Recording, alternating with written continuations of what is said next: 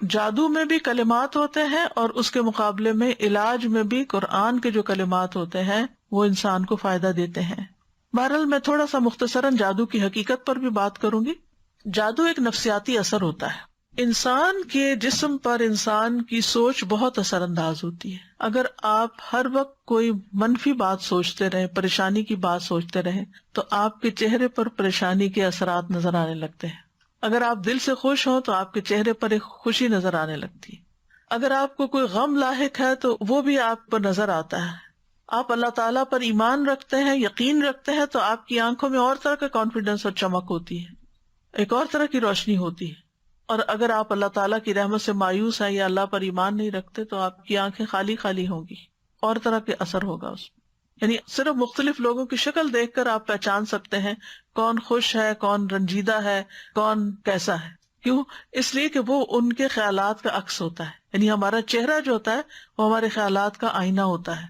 جو ہمارے دل پر گزر رہی ہوتی ہے وہ ہمارے چہرے پر بھی آ رہا ہوتا ہے. تو جادو میں بھی ایسی ہی چیزوں سے مدد لی جاتی ہے کہ جو انسان کے نفس سے گزر کر اس کے جسم کو متاثر کر دیتی ہیں. یعنی نفس تو متاثر ہوتا ہی ہے لیکن جسم پر بھی اس کا اثر پڑتا ہے. بعض اوقات رونگٹے کھڑے ہو جاتے ہیں، بعض اوقات جسم میں کپ کپی طاری ہو جاتی ہے، بعض اوقات کوئی بخار کی کیفیت ہو جاتی ہے، بعض اوقات انسان کے جسم میں درد شروع ہو جاتی ہے. یعنی مختلف لوگوں پر اس کا مختلف طرح سے اثر ہوتا ہے. جیسے آپ دیکھیں یہ کووڈ ہی ہے. کیا کووڈ جن جن لوگوں کو وہ سب کے سمٹمز ایک جیسے تھے؟ نہیں، ہر ایک کی ایک الگ کہانی ہے. کیوں؟ اس لیے کہ کسی کا جسم کا کوئی حصہ کمزور ہے، کسی کا کوئی. تو عموماً یہ ہوتا ہے کہ جب ہمارے جسم کا کوئی حصہ متاثر ہوتا ہے، ویک ہونے لگتا ہے ایکسرسائز نہ ہونے کی وجہ سے یا کسی بھی، تو بعض کا جو وائرس ہوتا ہے یا کوئی بیکٹیریا ہوتا ہے یا ٹاکسن جو ہوتے ہیں یا ایسے کلام جو ہوتے ہیں وہ اس خاص حصے کو جا کے اٹیک کر دیتے ہیں، کیونکہ وہ حصہ قبول کر رہا ہوتا ہے بیماری کو اور باقی ریپیل کر رہے ہوتے ہیں، فائٹ کر رہے ہوتے ہیں. امیونٹی لو ہوتی ہے تو پھر کیا ہوتا ہے؟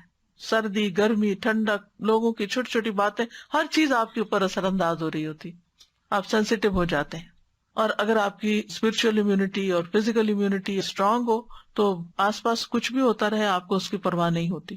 کچھ لوگ ہوتے ہیں ان کو بڑی سے بڑی بات کہہ دیں ان کو کوئی اثر نہیں ہوتا، اور کچھ لوگ ہوتے ہیں ان کو کچھ نہ کریں صرف ٹیڑھی آنکھ سے دیکھ ہی لے تو وہ رونے بیٹھ جاتے ہیں. بہرحال جادو جو ہے یہ جسم اور دل دونوں پر اثر کرتا ہے.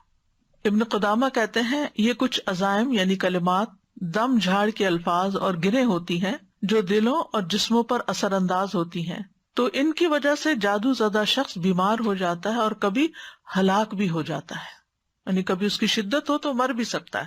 اس کی وجہ سے مرد اور اس کی بیوی کے درمیان جدائی بھی ڈال دی جاتی ہے اور شوہر اور بیوی میں سے کسی ایک کو فریق ثانی سے جنسی تعلق سے بھی کاٹ دیتا ہے. یعنی کئی طرح کے اثرات ہوتے ہیں لوگوں پر.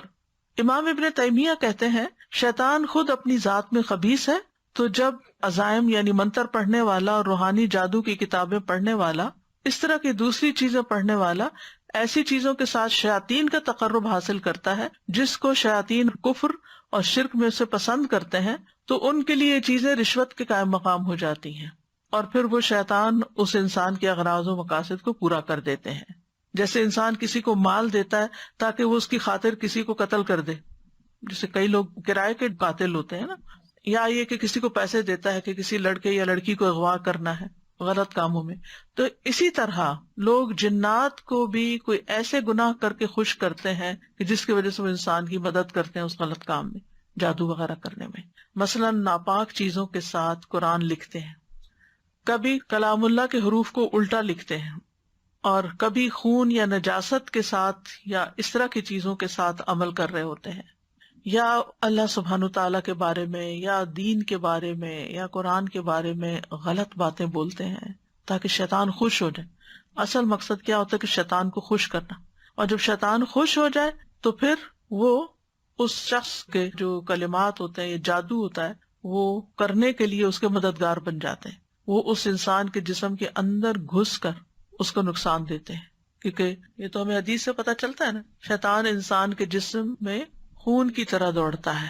یعنی اس کو یہ آزادی ہے کہ اگر ہم نے اذکار نہیں کیے ہوئے، ہم قلعے میں نہیں ہیں، ہم نے پروٹیکشن نہیں اپنی کی ہوئی، تو وہ ہمارے جسم میں بھی گھس سکتے ہیں اور پھر کوئی پین کریٹ کر سکتے ہیں، کوئی تکلیف کریٹ کر سکتے ہیں، اور کئی بیماریاں اس کا نتیجہ ہو سکتی ہیں۔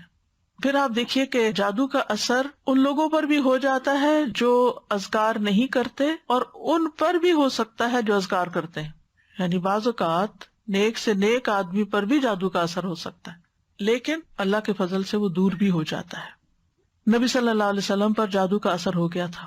صحیح بخاری کی روایت ہے، حضرت عائشہ کہتی ہیں کہ رسول اللہ صلی اللہ علیہ وسلم پر جادو کر دیا گیا تھا، اس کا آپ پر یہ اثر ہوا تھا کہ آپ کو خیال ہوتا کہ آپ اپنی بیویوں کے پاس گئے ہیں، حالانکہ آپ نہیں گئے ہوتے تھے۔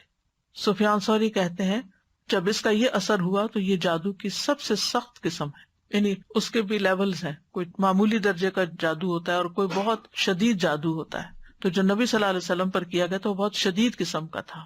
اس کے توڑ کے لیے آپ نے کیا کیا تھا؟ اللہ سے مدد مانگی تھی، اللہ کی طرف رجوع کیا تھا، اللہ سے دعائیں کی تھی۔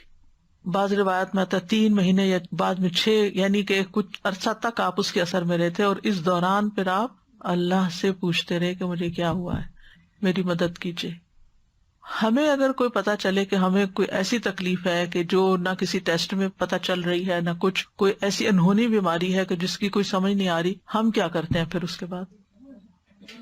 جادوگروں کے پیچھے چل پڑتے ہیں، کاہنوں کے پیچھے چل پڑتے ہیں، ہم دعا نہیں کرتے، ہم اللہ سے مدد نہیں مانگتے۔ اسی لیے میں نے یہاں پاز کیا کہ یہ بات ہم اپنے اندر راسخ کر لیں کہ جب کوئی مصیبت آتی ہے تو سب سے پہلا کرنے کا کام یہ ہے کہ انسان اللہ کی طرف رغبت کرے۔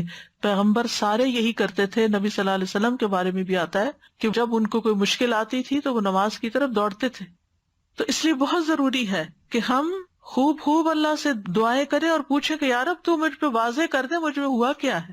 حدیث کے الفاظ سنیے، پھر آپ نے فرمایا اے عائشہ تمہیں معلوم ہے اللہ سے جو بات میں نے پوچھی تھی کہ مجھے کیا ہے، اللہ نے اس کا جواب دے دیا ہے۔ ان پر تو وہی آتی تھی، ہمیں کوئی خواب آ سکتا ہے، ہمیں کوئی قرآن کی کسی آیت سے جواب مل سکتا ہے، ہمیں کسی انسان کی کسی بات سے جواب مل سکتا ہے۔ فرمایا میرے پاس 2 آدمی آئے، ایک میرے سر کے پاس بیٹھ گیا اور دوسرا میرے پاؤں کے پاس۔ فرشتے ہوں گے۔ میرے سر کے پاس بیٹھنے والے نے دوسرے سے کہا ان صاحب کا کیا حال ہے؟ دوسرے نے جواب دیا ان پہ جادو کر دیا گیا ہے۔ اس نے پوچھا کہ کس نے ان پہ جادو کیا ہے؟ جواب دیا لبید بن عاصم نے، جو یہودیوں کے حلیف بنی زریق میں سے ایک منافق شخص ہے۔ اس نے پوچھا ان پر کس چیز میں جادو کیا گیا ہے؟ جواب دیا کہ کنگھی اور اس سے جھڑنے والے بالوں میں۔ اس نے پھر پوچھا جادو کہاں ہے؟ اس نے جواب دیا نر کھجور کے خوشے میں جو زربان کے کنویں کے اندر رکھے ہوئے پتھر کے نیچے دفن ہے۔ اب وہاں کوئی انسان تو لے کے نہیں پہنچا ہوگا، جنات کے ذریعے رکھوایا گیا ہوگا۔ پھر نبی صلی اللہ علیہ وسلم اس کنویں پر تشریف لے گئے اور جادو اندر سے نکالا۔ پھر آپ نے فرمایا یہی وہ کنواں ہے جو مجھے خواب میں دکھایا گیا تھا، اور اس کا پانی مہندی کے نچوڑ جیسا سرخ تھا، یعنی زنگالا تھا نا، زنگ لگ چکا تھا، پرانا کنواں تھا، کوئی ادھر جاتا ہی نہیں تھا، تو انہوں نے ایسی جگہ ڈھونڈی کہ کسی کو خیال بھی نہ آئے۔ اور اس کے کھجور کے درخت شیطانوں کے سروں جیسے تھے، یعنی جو اس کے آس پاس اگے ہوئے تھے۔ پھر وہ جادو کنویں میں سے نکالا گیا۔ حضرت عائشہ کہتی ہیں میں نے کہا آپ نے اس جادو کا توڑ کیوں نہیں کرایا؟ آپ نے فرمایا اللہ نے مجھے شفا دی، اب میں لوگوں میں سے کسی پر شر کو نہیں پھیلانا چاہتا، اور شفا پھر معوذتین کے ذریعے آپ کو نصیب ہوئی۔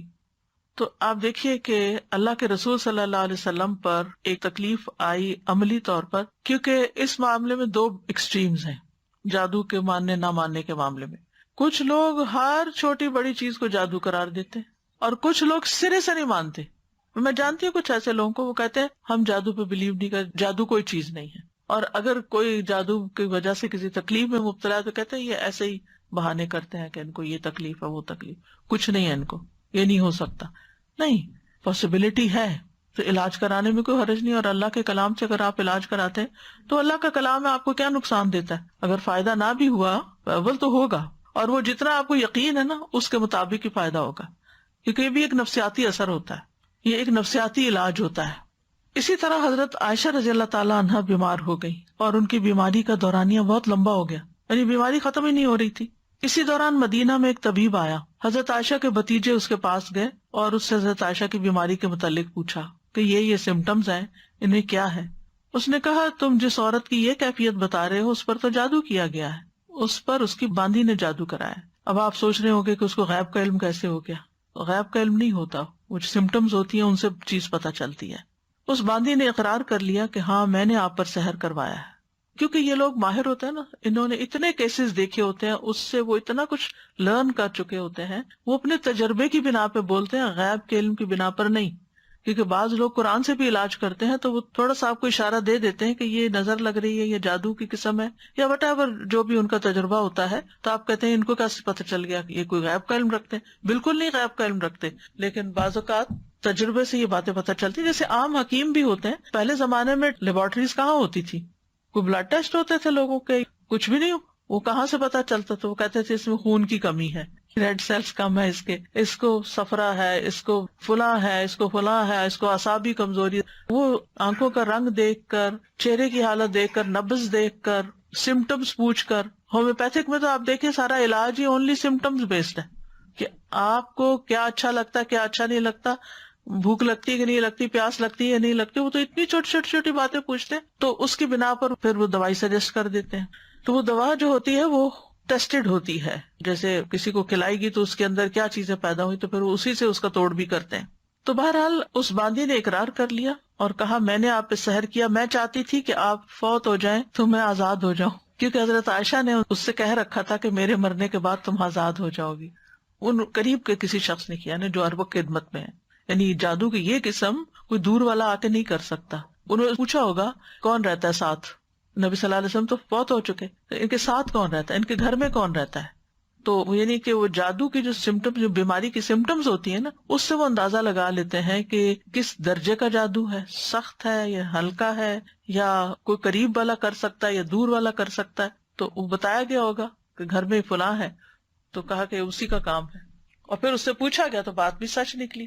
حضرت عائشہ نے حقیقت سامنے جب آئی تو فرمایا اس باندی کو عرب میں سب سے طاقتور لوگوں کے ہاتھ بیچ دو اور اس کی قیمت اس جیسی ایک باندی پر خرچ کر دو، یعنی کسی کو دے دو.